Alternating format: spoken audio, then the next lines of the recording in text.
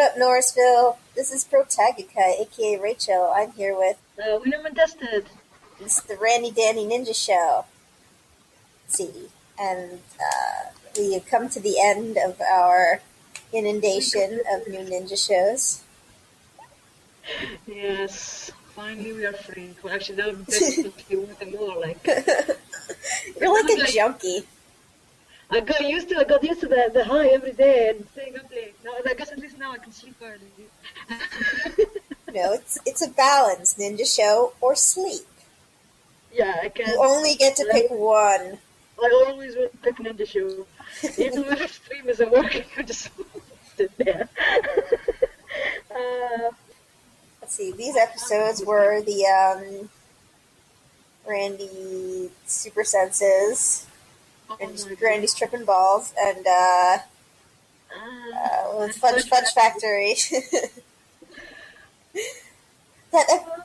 I love how sort of contrived these episodes are. It's just there. It's like we want an episode about Ninja Super Sense, therefore we have to invent this like bro tasting contest. I'm not even sure what the process is for that. I don't know. I can't imagine the writing process. I assume they just hit each other until someone thinks of something. I did love seeing all the pairs of bros.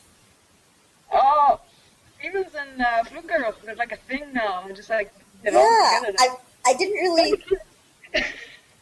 I wasn't really sure how I felt about that, but he really seems to be into her now. I know. It's so cute. Van Geek love, the purest love of all. Yeah, they really do. You really do hear music, you know. And he even did a triumphant trombone, which I was really proud of. It's like all this time I thought he could only do those 3 notes. I loved that scene of him practicing way back. Yeah, it's just like it's that trombone. He's just wow. And Blue Girl's apparently really excellent at tasting things. I knew she's only not cheating. Everybody else is cheating. Randy's cheating, though. Bash is cheating.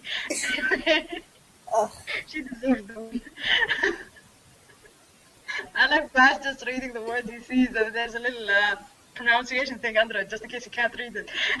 He's like, "These words." Porridge, that's not real. I love Bash. I'm so glad we're gonna get like a Bash heavy episode soon. Yes, next week. I'm guessing. I also his buddies are going to be there, so I'm hoping, like, wow, will they get names? Will they get personalities? That'll be awesome.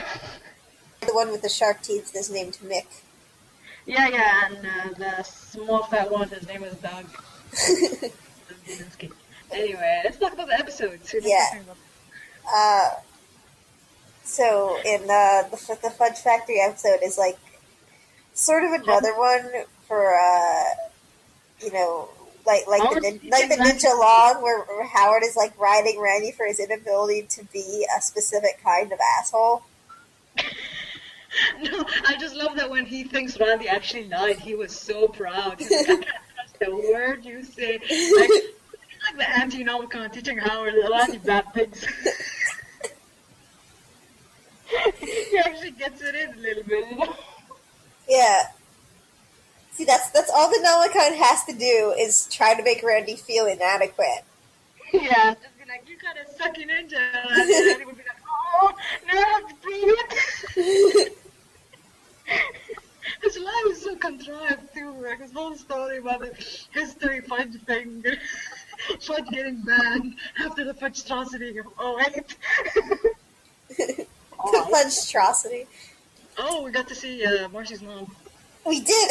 Everybody was like hoping that Viceroy and Marcy would be like best friends, but instead Viceroy is like best friends with Marcy's mom. I imagine that he must get along okay with Marcy, I guess. I guess. She's cool. She was really cool. Poor Midwest. Well, actually not poor Midwest. She's been used to Midwest. Yeah. I hated this play and stuff. Playing his little trucker, pretending to be a trucker. I love yet another episode. McFist. 2 episodes. McFist and Viceroy not even like out to destroy the ninja from the first point. It just sort of happens. They like stumble upon to destroying the ninja. Yeah, I know. They just see him and they'll be like, "Oh, there he is. Okay, I guess we might destroy him." They're doing their own thing. They're trying to, like wacky in-law antics, trying to hide your weapons of ninja destruction from your wife's mom, and then, trying to bond at an eating contest with your stupid stepson. Aw, that was cute. I love when he tries to fist bump McFist and McFist just like shakes his hand. Yeah, that was adorable. I mean, Badge is at least trying. I felt really bad for that. No, wait. What we should talk about is the horrible thing that happened. The worst thing happened in these episodes. I'm still talking. Oh God, you mean you with the tongue? that like jellyfish Randy?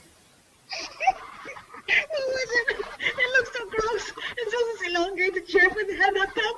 Okay, I'm gonna just stop you for a second here. I'm gonna lean in close because this is a direct address to the people that listen to this thing that work on the show. What the actual fuck? Can somebody explain this to me? Yes, WTJ. Please. I love his reaction. He just looks confused. But he's still easy. Yeah. No, I'm so worried about this boy. I don't want him being out there in the world. The expressions really were so perfect. Like the jellyfish Randy, its face is just like determined. It's like looking straight ahead. Like, yes, this is what we have to do now. And Randy's like, And then his eyes are open the whole time. That's how his first actual kiss is gonna go. Just be Randy with his thumb sticking out and his eyes open. This is how it the first time. This is probably how kissing works. So I was scared. I was gonna scream. I was like, what the hell am I watching? Why am I watching this? This is so disturbing at every level. I love what a big baby he is too. Namakon's trying to like advice at him. He's jumping up and down the little boat. He's like, I want super taste. I want super taste, and he pushes all the little nudges on the boat. And he calms down. I love when he wakes up and he's like, everything's under control now, Howard. Super taste. Howard's like, what? He's like, super taste. Super taste. I'm not so bad for him when he was overloading of his super senses. He's just hiding and he's just rocking back and forth. I love that. That's my favorite thing. Just like, this is how bad you fucked up, you idiot.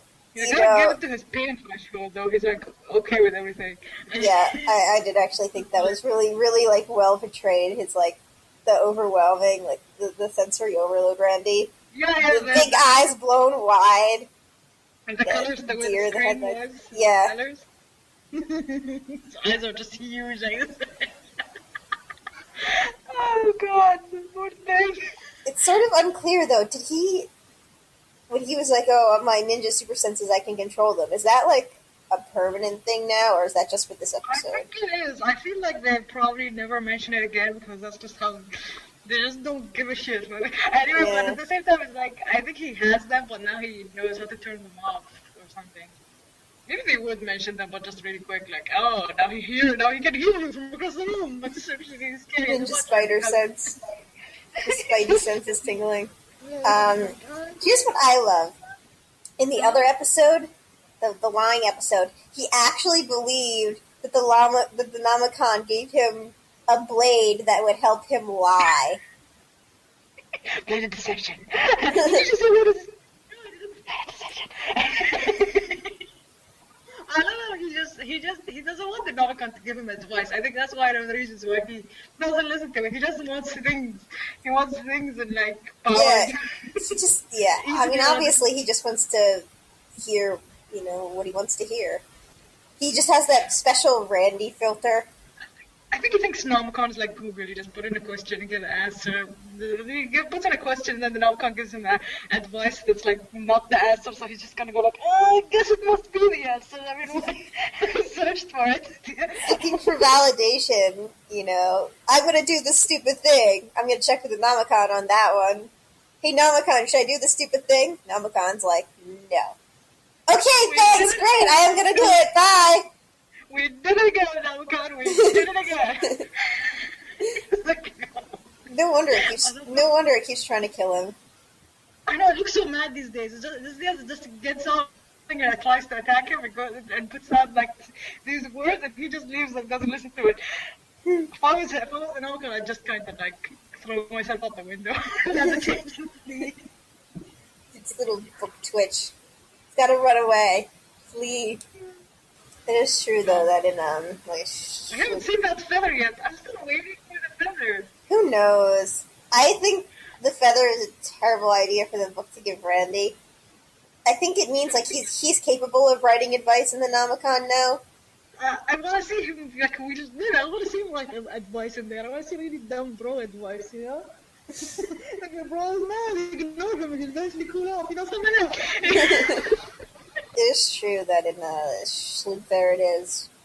I feel like even the Nomicon knows that it listens to Howard way more. That Randy listens to Howard way more than it listens to it.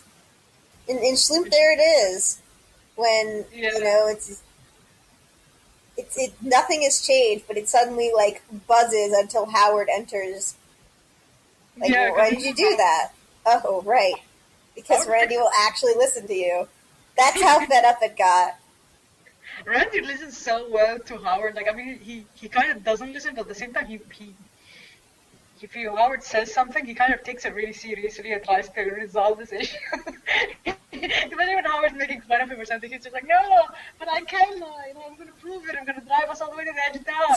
And I loved in the episode when he's talking.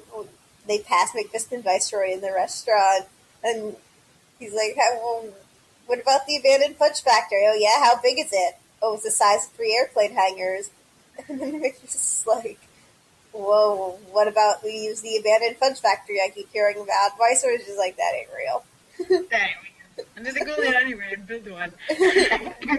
Randy, I like that the place is filled with ninja destroying weapons, and Randy's first idea is to like turn to the ninja so he can go and save Howard. I guess he could have just got it himself.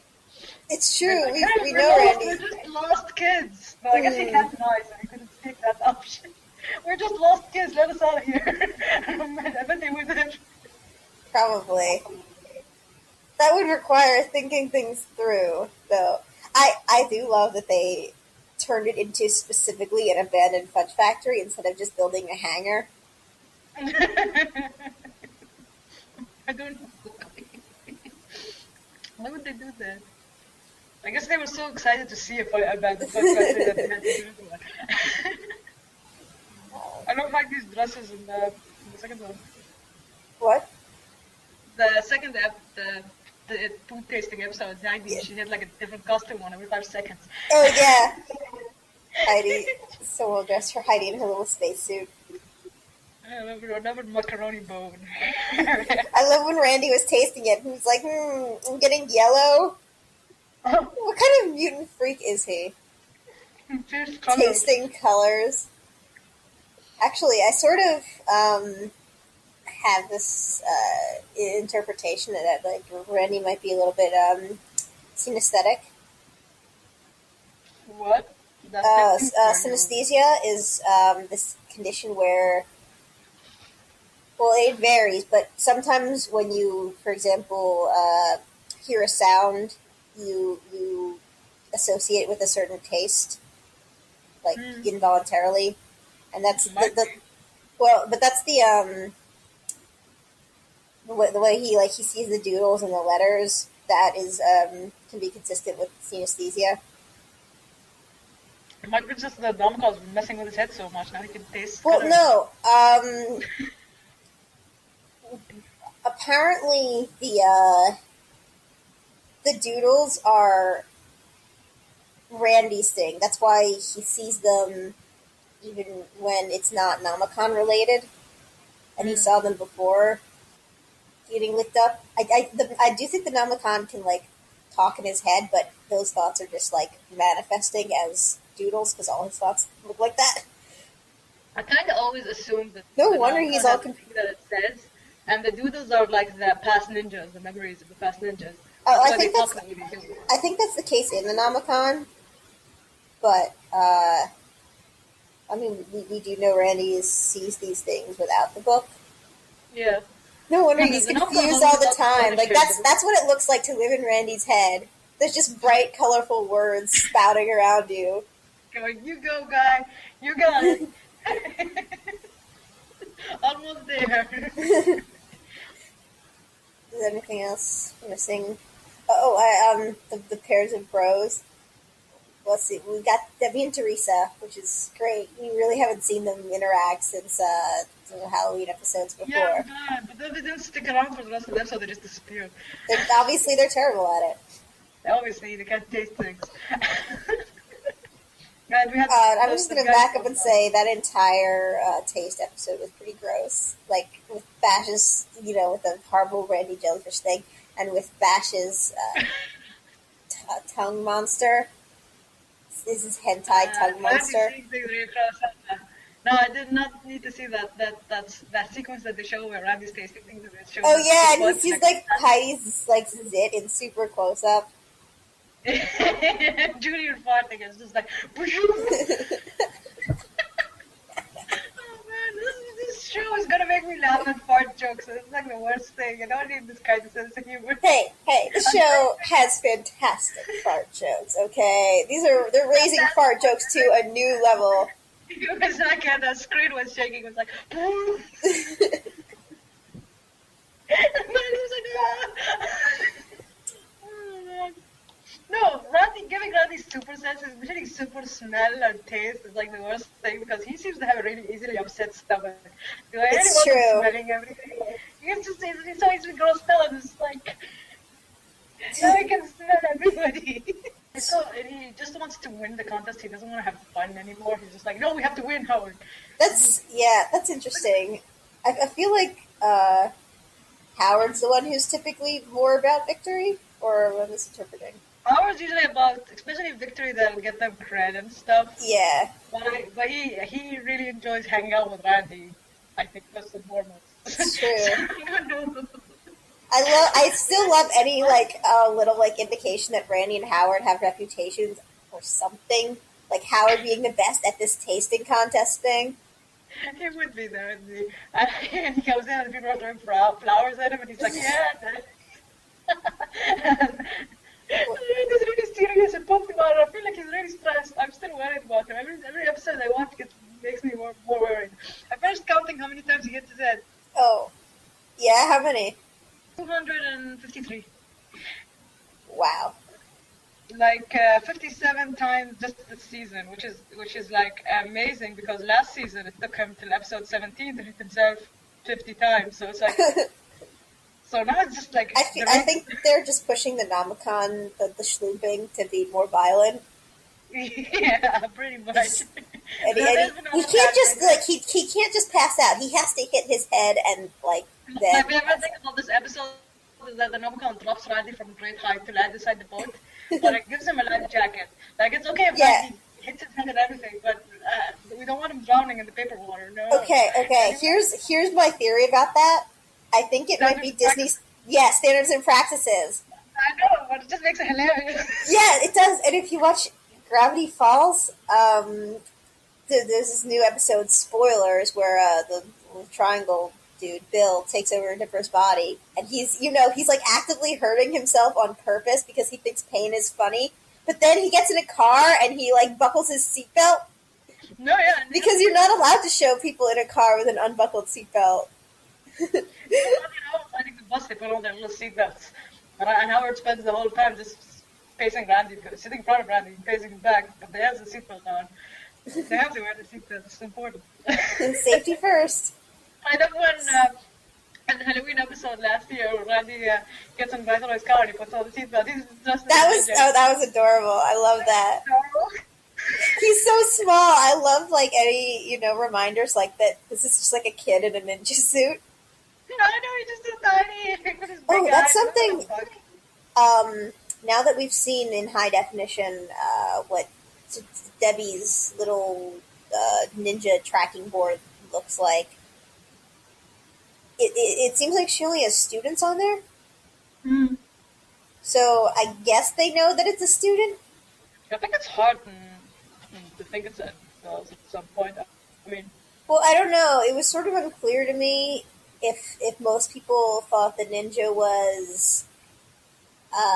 Howard says Memphis when he was lying through it, he said it was his college buddy. We wrote together. You're right. I don't know. Where do people think? No, the ninjas. The ninjas, this like little creature, just like this tiny man that lives in the school. What are the next episodes? I can't remember the titles, but the one where Randy steals Viceroy's pet auto, he wants to keep it to himself, and the one where Randy wants to join Bash's group for whatever reason. I can't remember the reason. Oh yeah. He wants to get intel about Mickey's plan. I just thought I don't have a lot on my fist now. Maybe they'll be actually trying to get the ninja now, but I don't know. At this point, I'm feeling they're probably just hanging around, and Randy's just going around by himself. Honestly, they sort of got fired in the season 1 finale. Yeah, I know, but they're still trying to get the ninja like halfway out. They just like Yeah, it's like, well, we're here. We might as well try to destroy the ninja. Where the pool episode is on this number, because that's the only time I think I've seen them talk to the sorcerer. That's right. Maybe there's an episode between those where they start communicating again. Maybe. It's like Sorcerer's got so much else going on right now. He can control. It's true. He's got blue stick. Maybe he just doesn't need them anymore. Exactly. He's learning how to knit. He's got hobbies. I love the little what episode was it? I can't remember which episode, but there was one of these new episodes has the rat laying on a little table for both of them with little candles. Yes, oh my gosh. I love that rat. That's so adorable. When he's rocking out, it has a little phone and it's really... Oh, that's going to be Bruce, but now I must go. Okay. Yeah. See you next week. Later, Norrisville. Later, Norrisville.